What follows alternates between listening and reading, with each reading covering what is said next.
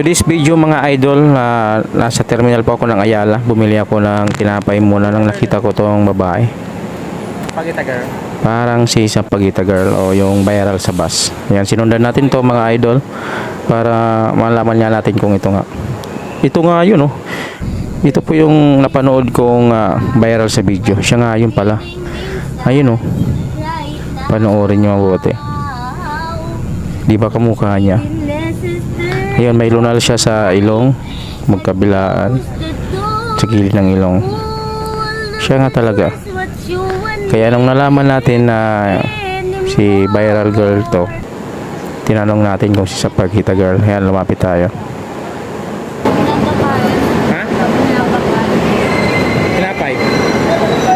Oh, to. Ha? O, diba? Ayan, siya na ngayon. Parang puyat na siya, pagod na pagod. Pagkain. Mabait naman yung approach niya. At approach natin, kaya naawa tayo, binigyan natin ng pera na 20 pesos lang. Yan lang po ang Sa kaya Pagita girl bulsa ka ba? ko. Nakakaawa din kasi, gutom siya, pangkain lang daw niya.